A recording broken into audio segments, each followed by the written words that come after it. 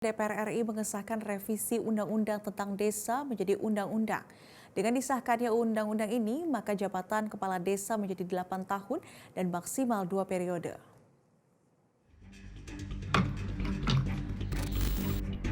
Sejumlah kepala desa hadir dalam rapat paripurna yang berlangsung di Gedung Parlemen Kamis kemarin. Para kepala desa itu langsung menangis haru usai Ketua DPR RI Puan Maharani mengetok palu mengesahkan revisi Undang-Undang tentang Desa menjadi undang-undang. Undang-Undang Nomor 6 Tahun 2014 tentang Desa dapat disetujui untuk disahkan menjadi undang-undang. Setuju ya?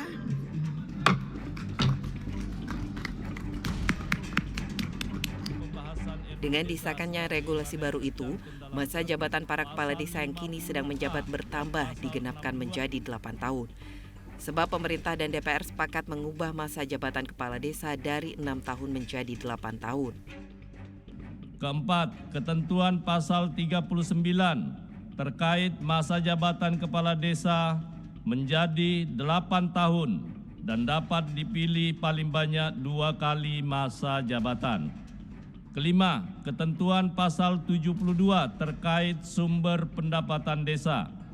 7. Ketentuan pasal 118 terkait dengan ketentuan peralihan. Ketujuh, ketentuan pasal 121A terkait pemantauan dan peninjauan undang-undang. Menteri Dalam Negeri Tito Karnavian mengatakan UU Desa baru akan mengubah desa lebih maju, sejahtera, serta terwujudnya cita-cita emas Indonesia pada 2045. Pasal 39 ketentuan masa jabatan kepala desa yang semula 6 kali 3 tahun menjadi 8 tahun dan dapat dipilih paling banyak 2 kali masa jabatan. Juga ada pasal 472 tentang sumber pendapatan desa serta pasal 121A terkait pemantauan dan peninjauan undang-undang. Pemerintah juga memberikan apresiasi atas kesepahaman DPR RI dan juga DPD RI mengenai adanya kebutuhan pengaturan pada perubahan undang-undang desa untuk peningkatan kapasitas aparatur dan kelembagaan serta kinerja pemerintah desa yang semakin cerdas dan inovatif.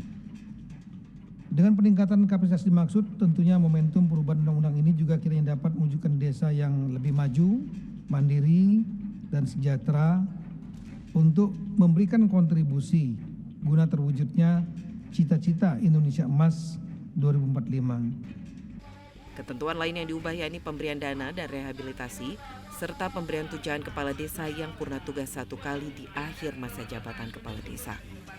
Tim Liputan, Metro TV.